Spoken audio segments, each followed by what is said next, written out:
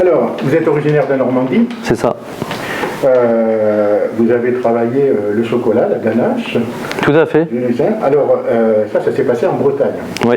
Comment s'est passée cette expérience? À Dinan. Un apprentissage dans une petite boutique à Dinan pendant 2 ans. Vous êtes parti pour rejoindre la Plagne. C'est ça, une saison d'hiver. Et vous avez passé par un grand chef qui est Marc. Oui, Marc Vera, oui. Donc comment s'est passée cette expérience avec Marc Vera? Je ne suis pas resté trop longtemps à vrai dire, donc, mais ça m'a porté une certaine image d'une grande maison, quoi, je veux dire une rigueur que j'avais pas dans une boutique, quoi, en pâtisserie, parce que moi, l'histoire c'est que je suis pâtissier, je suis un autodidacte, je me suis fait à la cuisine par hasard, dans le sens où dans la petite maison à la Plagne, le chef est parti du jour au lendemain en pleine nuit, puis voilà, fallait mettre, étant donné que l'hôtel était complet, il fallait faire de la cuisine. Donc le patron à l'époque me demandait si je pouvais assumer, mais j'ai assumé, puis ça fait par hasard, et puis j'ai enchaîné des belles maisons, dont en l'occurrence Marc Vera, quoi. Vous avez fait le mont d'Abois à Megève. C'est ça. Vous avez fait le château de Lille. Ouais, c'est les grandes étapes. Vous avez beaucoup voyagé au sein du territoire français. Ouais, c'est ça. Alain Ducasse à Monaco. Oui, c'est ça. Alors là, quand même par rapport à Marc Vera, c'est tout à fait... Ça n'a rien à voir, c'est pas du tout la même cuisine, pas du tout la même rigueur. C'est à l'opposé, quoi, mais je veux dire, ça reste des maisons top et une rigueur de travail que c'est l'excellence, quoi, tout simplement, quoi. Vous êtes parti du côté de Moscou. C'est ça, ouais. Moscou. Alors, quelle a été cette expérience, puisque naturellement vous aviez quand même cette barrière de la langue? Oui, c'était difficile pour moi dans le sens où je ne parle pas anglais, ni je ne parlais pas russe. J'ai travaillé avec 2 interprètes, bon, c'était loin d'être évident. Puis il y a deux équipes de 35 cuisiniers, donc c'était un restaurant, c'est une brasserie de luxe, et c'était ouvert 24 heures sur 24. Donc c'était un autre challenge, une autre expérience, quoi. Donc, cette cuisine russe, qu'est-ce que ça vous a apporté au niveau gastronomique? Moi, on m'a embauché là-bas pour amener des plats méridionaux, homard. J'ai investi un paco de jet dans une machine sous vide et tout ça, ils ne connaissaient pas du tout, donc on m'a embauché pour vraiment faire progresser la maison, quoi. C'est-à-dire que la Russie est à la recherche comme ça de la gastronomie? Oui, ils étaient vraiment à la recherche, puis je suis resté 1 an, puis j'ai apporté des nouveaux plats, puis ils ont un plat traditionnel qui s'appelle le borsch, donc moi je l'ai amélioré un peu, j'ai mis du foie gras dedans, donc c'était un peu marrant, quoi, je veux dire, c'était une bonne démarche, quoi. Vous êtes revenu en France, à Saint-Gervais-sur-Marne. C'est ça. Où là, vous avez créé un nouvel établissement. L'Hortensia, Saint-Gervais-sur-Marne. Voilà. Oui. Et comment s'est passé là aussi? Comment vous êtes arrivé dans cette région? Le hasard, j'ai vu une annonce, puis à cette époque j'avais envie de me lancer, donc... Il paraîtrait que c'est une annonce que vous avez vue au cours d'un déjeuner. C'est ça, oui, à 7, ouais, tout à fait. Ah, vous êtes bien renseigné, donc. C'est le hasard, ouais, j'ai vu l'annonce, j'étais en train de déjeuner sur 7 et j'ai appelé le maire et puis banco, quoi, puis voilà, quoi. Et malgré, sans connaître comme ça le territoire Non, mais je suis tombé amoureux dans le sens, c'était un petit village, et puis le lieu, c'était sympa, donc, puis l'outil de travail était intéressant. Vous vous retrouvez à Vézelay, au sein de cette merveilleuse bâtisse qui est le Lion d'Or. Et naturellement, vous œuvrez maintenant au sein du restaurant qui se dénomme l'Éternel. Pourquoi l'Éternel?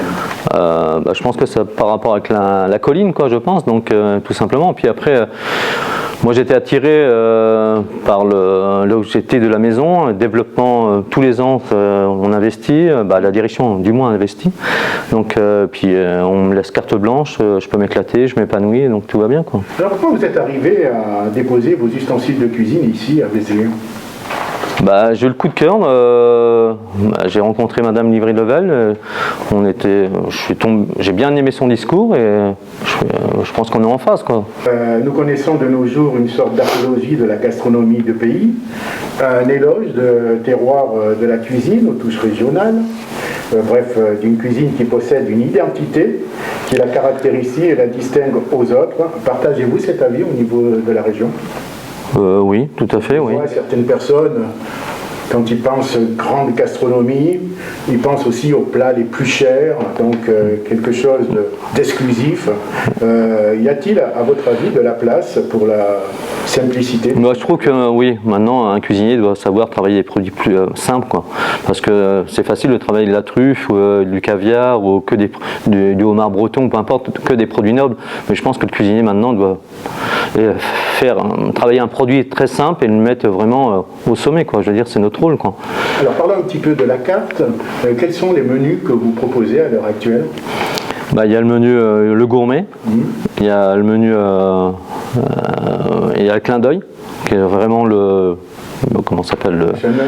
Pardon? Le summum le plus haut. Ouais, c'est le plus haut, puis c'est là où on essaye d'avoir une comment ça s'appelle, on s'éclate un peu sur ce menu parce que on met c'est sur 8 services je crois, ou non 8 services oui. Okay. Et après il y a le menu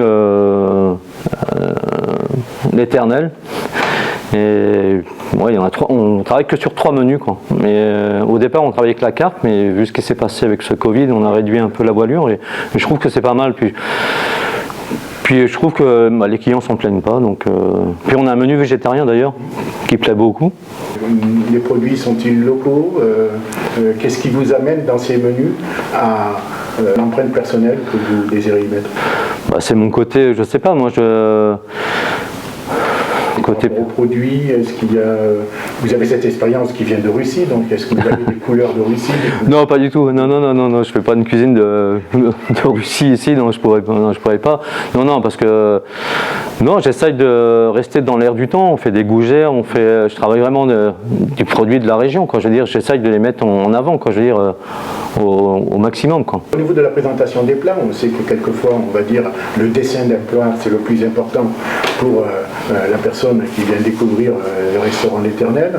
Est-ce que ces idées vous viennent comme ça du jour au lendemain ou est-ce que vous avez des décorations qui sont déjà établies? Non, ça me vient comme ça. Et puis bon, après, à vrai dire, je suis passionné par mon métier, donc je m'intéresse énormément à ce qui se passe, aux tendances actuelles, et sans copier Pierre ou Paul ou Jacques, mais je veux dire, il faut vraiment être... je vais beaucoup dans les restaurants, je m'intéresse, il faut rester vraiment, parce qu'on est vite dépassé, comme dans tous les métiers, donc il faut vraiment se renouveler sans arrêt, et puis apporter une touche personnelle sur l'assiette, que ça soit élégant, gourmand. Alors pour mélanger les goûts aussi, il y a quand même ce travail de chef de cuisine, le sucré avec le salé, voilà, il y a tout un travail. Oui, des fois j'aime bien, après il ne faut pas exagérer non plus, il faut rester dans un juste milieu, il ne faut pas trop partir, il ne faut pas que ce soit trop sucré-salé, il faut rester raisonnable, parce qu'il y en a qui n'aiment pas du tout, donc il faut vraiment être à l'écoute du client, quoi. Quel est le plat qui vous tient le plus à cœur? Là, à l'heure actuelle, je trouve que le pigeon est pas mal, quoi. Je veux dire, c'est mélangé avec une purée de betterave à la fleur d'oranger, il y a du cassis, des petits pois. Je trouve que c'est intéressant, quoi. Le plat est intéressant. En plus, j'ai des retours positifs, donc voilà. Quel est le plat qui vous a le plus déçu? Plus déçu le problème, c'est que, je vais vous dire un truc un peu bizarre, c'est que des fois je travaille sur un plat ou peu importe, et dès lors où il est vraiment bien, on change. Et pour moi, des fois, c'est l'aboutissement, c'est que au moment où on est vraiment au top le plat, je me dis on peut changer. On change. C'est ce qu'on appelle de la créativité continue. Oui, je sais pas, mais oui, peut-être, oui. Quel est le plat qui vous est le plus demandé par les clients? On n'a pas vraiment de plat qui est vraiment demandé, c'est surtout les menus. Après, je ne sais pas si on vend plus je pense qu'on vend plus d'éternel que de gourmet. Après, ça dépend encore de la clientèle, quoi, tout simplement, quoi. Alors, naturellement, en tant que chef de travail, on sait que c'est un travail qui dure toute l'année. Oui. Avez-vous besoin de prévoir à l'avance des produits, par exemple pour la prochaine saison, oui. Afin de réaliser le futur en menu? J'aimerais bien, mais pour l'instant, avec ce qui se passe avec la crise, c'est quand même assez compliqué, donc de se projeter, quoi. Donc, on va voir, quoi. Donc, c'est un peu difficile en ce moment, quoi. Alors, votre carte, vous la renouvelez tous les combien? Tous les 3 ou 4 fois dans la saison, quoi. D'accord, selon l'arrivage. C'est ça, oui. Puis saisonniers. Oui, c'est ça. D'accord. Alors, chef, des questions personnelles, on va dire maintenant. Est-ce qu'il est difficile de se faire une place en chef de cuisine? Non. Non, pas du tout. Pourquoi? Il faut avoir une expérience simplement. Donc, le voyage vous permet d'avoir Non, non, je pense que bon, après c'est l'expérience. Après, il faut avoir un peu de rigueur sur soi, sur la cuisine, sur un peu tout, quoi. Je veux dire, mais après on fait un métier compliqué. Faut pas se voiler la face. Faut se remettre tous les matins ou tous les jours. Faut se remettre en question, quoi. Un travail de combien d'heures par jour Moi, ça je compte pas. Sinon, j'aurais fait autre chose comme métier. Donc, non. Quand on rentre dans la cuisine ou que ce soit dans tout ce qui est métier de bouche, on ne doit pas compter les heures. Sinon, on est passionné, quoi. On peut parler de votre brigade. Oui, si vous voulez. Elle compose. Il y a 2 cuisiniers avec moi, il y avait un pâtissier et un plongeur. D'accord, parce que vous faites vous-même aussi les pâtisseries, oui, parce que vous avez vous-même cette spécialité de pâtissier. Oui. Donc cuisinier, pâtissier, toutes les valeurs, quoi. Oui. Après, j'aimerais aussi faire le pain, mais j'espère qu'on va j'espère l'année prochaine. Cette année, on va le faire, on ne l'a pas fait. Donc, Alors, pour vous, quel est le principal défi pour un chef de cuisine ? Le défi, c'est que le client soit content, quoi. C'est déjà c'est une réussite, quoi. Alors pour ceux qui s'intéressent et qui veulent peut-être devenir comme vous chef de cuisine, quelles sont les qualités essentielles dans l'exercice de ce métier ? Les valeurs, déjà, avoir une bonne condition physique, déjà. Quand même.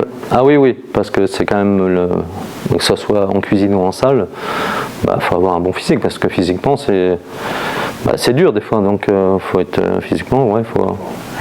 Alors, une petite dernière conseil, puisqu'on parle toujours en direction des jeunes. Quel conseil donneriez-vous à un jeune qui débute dans cette profession ? Être rigoureux, pas regarder trop les émissions de télé, parce que je pense que ça voile un peu la face de la réalité du métier. Donc, et puis faire un apprentissage, puis je crois encore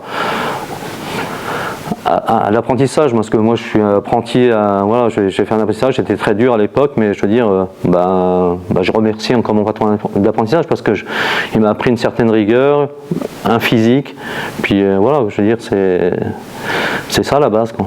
Alors maintenant vous êtes à Vézelay, j'allais dire, mais tout à fait au début, comment vous êtes arrivé en chef de cuisine, quel a été le premier plat ? Le hasard. Et quel a été le premier plat que vous avez réalisé ? Je ne me rappelle plus. J'ai eu une première note au Gomio il y a longtemps, c'était 16 sur 20. Et à l'époque, le guide Gomio m'avait appelé et puis il m'avait dit il avait été marqué par une glace à la moutarde que j'avais fait avec un velouté de. Ça l'avait marqué. Puis il me dit comment c'est venu cette idée. Je dis le hasard. C'est parce que j'avais de la moutarde. Puis j'ai dit tiens, on va essayer ça. Moi j'ai goûté, ça m'a bien plu. Puis ça avait marqué ce monsieur, quoi, à l'époque. Alors une question d'actualité, on parle beaucoup du Covid, on le voit en ce moment. Quels sont les impacts négatifs que ça vous apporte ?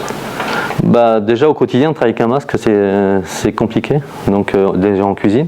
Bon là, on rentre dans des périodes où il fait un peu moins chaud, mais quand il faisait très chaud, c'était assez épuisant, quoi. C'est très dur. Ouais, c'est très dur. Et le manque peut-être de clientèle qui hésite à venir par rapport à... On a eu un moment où c'était un peu bizarre, puis là ça reprend, donc c'est un peu... On vit, je sais pas, une époque tellement terrible et bizarre, donc faut s'adapter, quoi. Alors ce restaurant L'Éternel est ouvert de quelle heure à quelle heure ? Quels sont les jours où on peut venir le découvrir ? On est fermé actuellement tous les matins, sauf les week-ends. On est ouvert, on est fermé le lundi et le mardi. Mais sinon, on est ouvert tout au dîner tous les soirs. Oui, et le week-end, on est ouvert. Au déjeuner, au dîner. D'accord. Merci, chef. Je vous en prie, merci à vous. Ces questions. Et vous êtes à Vézelay, j'espère que vous ne partez pas bientôt. Non, pas du tout. Non, moi je. Vous êtes un grand voyageur. Non, mais j'ai passé. Vous avez posé les valises. Oui, non, mais je m'investis sur un long terme et je pense que c'est la réussite d'une maison, c'est s'investir, parce que rester 1 an ou 2 ans, on fait rien, quoi. On fait un passage puis on travaille pas sur le fond, quoi. Est-ce que vous transmettez beaucoup maintenant transmettre, faut avoir des gens qui veulent apprendre, donc actuellement c'est assez compliqué, donc j'espère qu'on va tomber sur des gens. En ce moment vous avez des commis de cuisine, des apprentis ? Non, on n'a pas d'apprentis, j'ai 2 chefs de partie